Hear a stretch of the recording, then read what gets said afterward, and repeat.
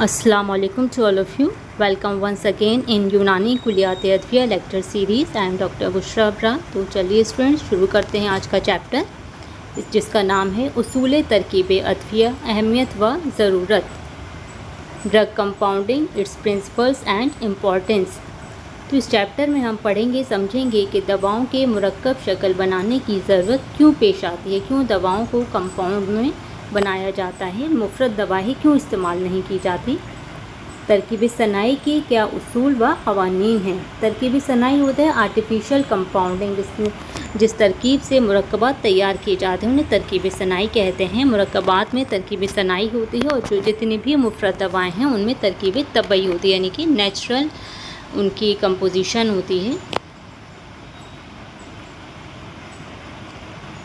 दवा की इस्लाह के लिए हमें क्यों ज़रूरत पेश आती है, इसका पहला एक जवाब आता है दवा की इस्लाह कहते हैं, यानी कि दवा के अंदर कोई अगर खामी उससे पैदा हो रही है, उसको खामी को दूर करने के लिए, दवा से पैदा होने वाले मुज़िर असर को दूर करने के लिए। तो क्या होता है, जब भी किसी एक्शन के लिए दवा को बॉडी में इस्तेमाल किया जाता है तो वो एक्शन तो वो बदन में ज़ाहिर करती ही है, साथ में कुछ साइड इफ़ेक्ट्स, तासीर जानवी जिसको कहते हैं, वो भी बदन में ज़ाहिर होते हैं। तो उन तासीर जानवी, उन साइड इफ़ेक्ट्स को दूर करने के लिए उस दवा में कुछ ऐसी दवा शामिल कर दी जाती है ताकि वो साइड इफ़ेक्ट को कम कर दे या ख़त्म कर दे। जैसे कि शहम हंजल। शहम हंजल क्या है? शहम हंजल आंतों में मरोड़ पैदा करता है, एक दवा है जो क़ुव्वी मुस्हिल होती है, स्ट्रॉन्ग परगेटिव है ये। इसका एक्शन है कि ये इसहाल लाती है बहुत, लेकिन इसका साइड इफ़ेक्ट क्या होता है कि मरीज़ के पेट में दर्द होने लगता है, क्योंकि ये स्पाज़्म आंतों में ऐंठन मरोड़ पैदा करती है। तो इसके साथ हम क्या करते हैं, कोई दाफ़े तशन्नुज दवा शामिल कर देते हैं ताकि ये जो इसकी स्पाज़्म के पैदा करने की जो एक साइड इफ़ेक्ट ज़ाहिर हो रहा है, तो ये एंटी स्पाज़मोटिक एक्शन इसको न्यूट्रलाइज़ कर दे। जैसे कि अजवाइन खुरासानी। अजवाइन खुरासानी दाफ़े तशन्नुज इसका एक्शन है, या फिर हम इसके साथ जो क़ुव्वी मुस्हिल दवाओं के साथ हम आमतौर पर लुआबियात भी शामिल करते हैं। तो इससे क्या होता है, जो क़ुव्वी मुस्हिल दवाएं हैं वो आंतों में ख़राश भी पैदा करती हैं। तो लुआबियात का क्या एक्शन होता है, ये आंतों में एक उसको कवरिंग प्रोटेक्ट करता है, कवर बना लेता है, जिसकी वजह से वो ख़राश से बच जाती हैं। तो इसी मुज़िर असर को दूर करने के लिए हम ऐसी दवाओं की कंपाउंडिंग करते हैं।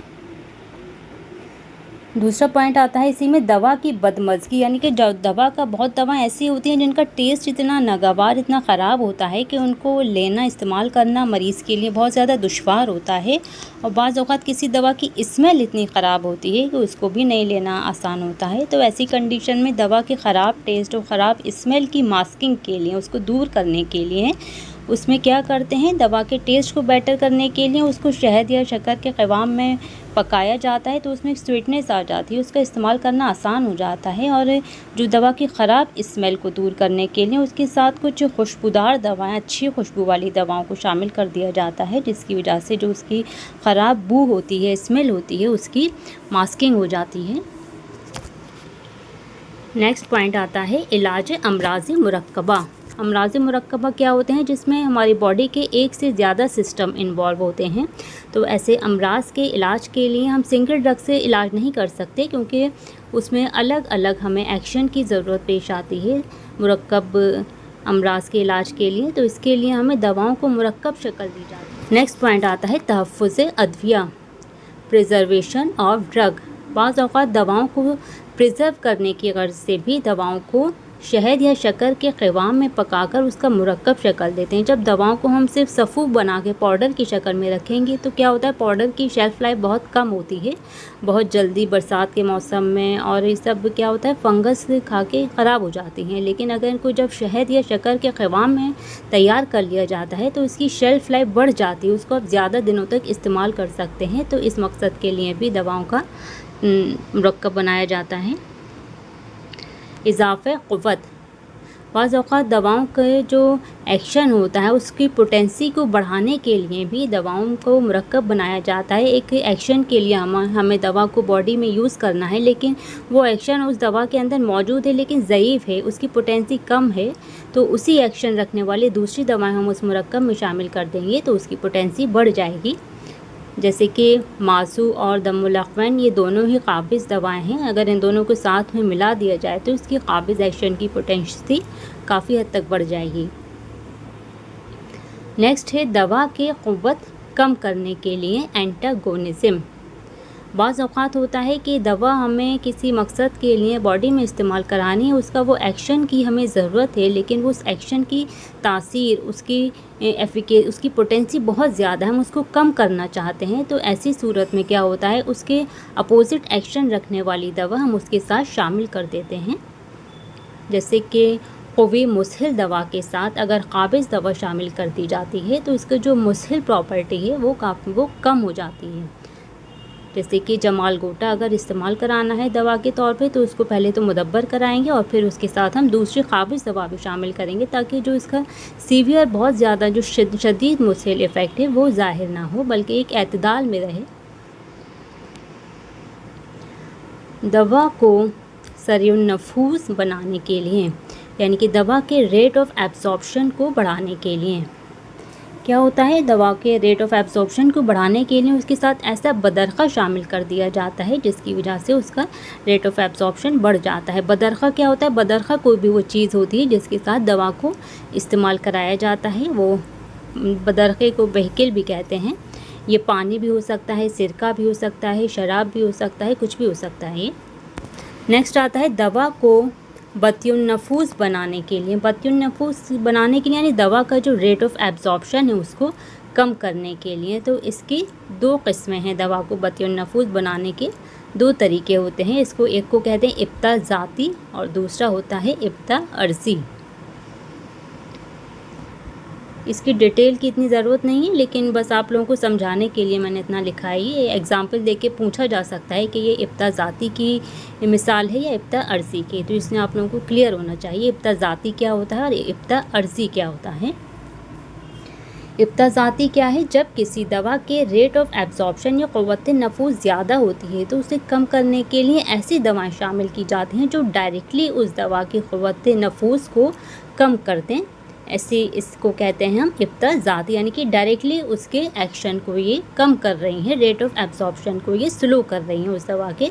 जैसे कि काफूर क्या होता है, बहुत ज़्यादा सरीर नफूज़ होता है। अगर इसको रोगन बेदांजी ऐसी दवा है जिसका रेट ऑफ एब्जॉर्प्शन स्लो होता है बॉडी में, तो अगर हम चाह रहे हैं कि काफूर बहुत जल्दी से एब्जॉर्ब ना हो, कुछ डिले हो उसके एब्जॉर्प्शन में, तो हम उसको रोगन बेदांजी के साथ अगर शामिल कर देंगे तो क्या होगा, इसके साथ मिलाने से जो काफूर की क़ुव्वत जाज़बा है उसमें कमी आ जाती है। तो ये था इब्ता ज़ाती का एक एग्ज़ाम्पल। अब नेक्स्ट हम पढ़ेंगे इब्ता अर्ज़ी। किसी दवा के रेट ऑफ एब्जॉर्प्शन को कम करने के लिए उसके साथ कोई ऐसी दवा शामिल कर दी जाए जो डायरेक्टली उस दवा पर एक्ट ना करे, बल्कि बदन में पहुंचने के बाद इस्तिहाला व इंजिज़ाब यानी मेटाबॉलिज़्म एंड एब्जॉर्प्शन की प्रोसेस को स्लो करे, जिससे असल दवा के अमल में रुकावट पैदा हो और उस दवा के रेट ऑफ एब्जॉर्प्शन स्लो हो जाए। इसमें क्या हो रहा है, ये डायरेक्टली एक तो एक्ट नहीं कर रही है उस दवा के ऊपर, बल्कि ये इब्ता अर्ज़ी में क्या हो रहा है, दवा इनडायरेक्टली एक्ट कर रही है, इनडायरेक्टली रेट ऑफ एब्जॉर्प्शन को स्लो कर रही है। ये बॉडी में जाके जो पूरा प्रोसेस होता है मेटाबॉलिज़्म एब्जॉर्प्शन का, उस प्रोसेस को स्लो कर रही है। तो मेटाबॉलिज़्म एब्जॉर्प्शन का प्रोसेस जब स्लो हो जाएगा तो ज़ाहिर दवा का जो रेट ऑफ एब्जॉर्प्शन है बॉडी में वो ऑटोमेटिकली कम हो जाएगा। तो ये दवा पर एक्ट नहीं कर रही, बल्कि ये दवा के जो हमारी बॉडी का इस्तिहाला व इंजिज़ाब है उसको स्लो कर रही है। इसी को इब्ता अर्ज़ी कहेंगे। इसकी एग्ज़ाम्पल है जैसे मुदिर दवा को मौरिक दवा के साथ शामिल कर देना। मुदिर कहते हैं डायूरेटिक, ज़्यादा यूरिन लाने वाली, और मौरिक यानी कि अर्क़ यानी पसीने का इखराज करने वाली दवाएँ। गारिखून व सक़मूनिया के साथ मस्तगी व तबाशीर शामिल करना। तो आपको एग्ज़ाम्पल ये याद रख लेनी है, इब्ता अर्ज़ी में कौन सी एग्ज़ाम्पल है और इब्ता ज़ाती में कौन सी एग्ज़ाम्पल है। तो गारिखून और सक़मूनिया क्या हैं, ये दोनों ही क़ुव्वी मुस्हिल दवाएं होती हैं। तो इसके एब्जॉर्प्शन को कम करने के लिए इसके साथ मस्तगी या तबाशीर को शामिल कर देते हैं, तो इसका जो एब्जॉर्प्शन का रेट है वो स्लो हो जाता है। नेक्स्ट एंड लास्ट पॉइंट है इस चैप्टर का हमारा मिक़दार खुराक में इजाफ़ा।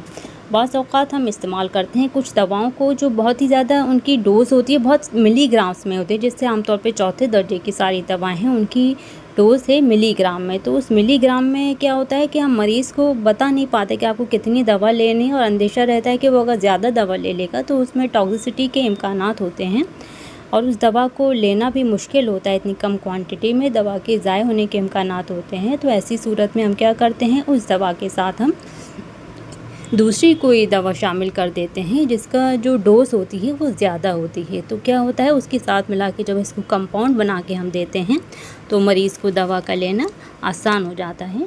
जैसे कि हब्बे अज़राक़ी में, अज़राक़ी की मिक़दार खुराक तो बहुत कम है, लेकिन जो टैबलेट है हम वो नॉर्मल साइज़ की बनाते हैं, उसके साथ दूसरी दवा शामिल करके उसका कंपाउंड बना लिया जाता है। ओके स्टूडेंट्स, तो ये था हमारा तरकीब अदविया का चैप्टर। उम्मीद है इंशाल्लाह आप लोगों को समझ आया होगा। नेक्स्ट वीडियो में मिलते हैं। अल्लाह हाफ़िज़।